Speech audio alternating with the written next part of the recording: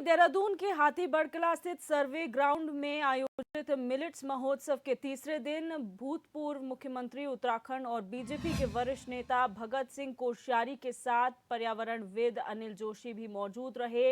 इस अवसर पर भगत सिंह कोश्यारी ने कहा कि आने वाला समय मिलेट्स का है। आगे उन्होंने कहा कि पहले लोग मोटे अनाज को गरीबों का अनाज कहा करते थे, लेकिन आज के समय में इसकी गुणवत्ता की वजह से सभी लोग इसके इस्तेमाल पर जोर दे रहे हैं। वहीं सूबे के कृषि मंत्री गणेश जोशी ने मिलेट्स को बढ़ावा देने के लिए प्रधानमंत्री का धन्यवाद किया।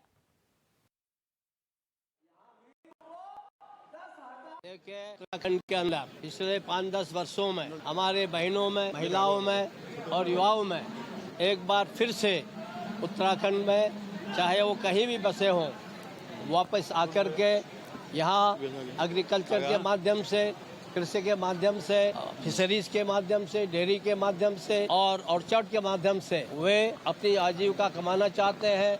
और मैं गांव-गांव बहुत जगह गया हूं, गढ़वाल कुमाऊं में इतने सुंदर प्रयोग नहीं हो रहे हैं। आज भी मैंने प्रदर्शनी में देखा, स्टॉल्स में देखा, यहाँ तक कि पैकेजिंग भी इतनी सुंदर है, मैं आश्चर्य कर गया।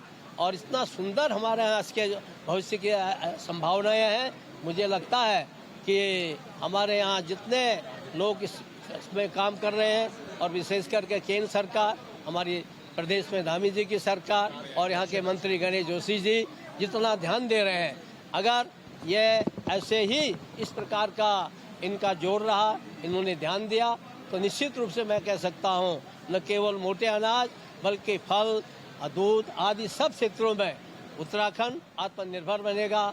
और इसीलिए जब हमारे पद्म भूषण अनिल जोशी जी ने कहा कि भाई हम नारा लगाते थे कोदो झंगोरा खाएंगे उत्तराखंड बनाएंगे, तो मैंने कहा कि अब नया नारा लगाओ, कोदो झंगोरा खाएंगे, मडवा झंगोरा खाएंगे और आत्मनिर्भर उत्तराखंड बनाएंगे। देखिए, मैं देश के प्रधानमंत्री नरेंद्र मोदी जी का आभार व्यक्त करता हूं, जिन्होंने श्री अन्न को विश्व के अंदर पहचान दिलाई। जब यूएनओ के अंदर जब मोदी जी ने प्रस्ताव रखा तो 72 देशों ने इसका समर्थन किया था और उसकी शुरुआत 18 मार्च को दिल्ली में मोदी जी के कार्यक्रमों द्वारा हुई। कृषि मंत्री होने के नाते मुझे उसमें प्रतिभाग करने का मौका मिला और उसी दिन मैंने सोच लिया था कि श्री अन्न महोत्सव हम उत्तराखंड में करेंगे, क्योंकि श्री अन्न हमारी परंपरागत खेती में है। इसको उगाने में खाद भी कम लगती है, इसकी देखभाल भी कम होती है, इसमें पानी भी कम लगता है और स्वास्थ्य की दृष्टि से श्री अन्न इतना लाभदायक है कि जो व्यक्ति मडवा खाएगा उसको कभी शुगर नहीं होगी, जो व्यक्ति चौलाई खाएगा उसके घुटने में दर्द नहीं होगा, जो कुलथ खाएगा उसको कभी पथरी नहीं होगी। मुझे याद है जब हम छोटे थे कहा जाता था कि कोदा झुंगरा जो है गरीब आदमी खाते हैं, और आज ये अमृत की थाली का भोजन बन गया है। और श्री अन्न के माध्यम से हम खेत से लेकर प्लेट तक इस श्री अन्न को पहुंचाएंगे। देखिए, आप अपने देश, अपने इस राज्य के बारे में ये तो जानते ही हैं कि हमारा पहला राज्य जब बन रहा था, इसका आंदोलन था, हमने एक नारा लगाया था, कोदा झोरा खाएंगे उत्तराखंड बनाएंगे। ये आधार था इस बात का कि राज्य इसके लिए देश दुनिया में पहचान रखता है कि यहाँ मिलेट्स होती हैं।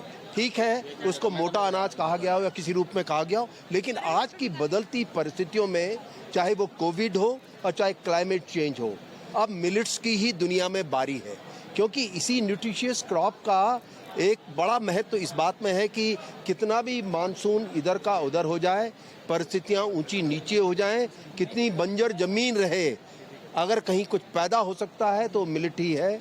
इसलिए शायद कहीं अब दुनिया में आने वाले समय में मिलेट का ही है। इलीट क्लास की क्रॉप जो व्हीट एंड पैडी थी वो अब पीछे जाने वाली है और इसमें उत्तराखंड एक बहुत बड़ा उदाहरण देगा।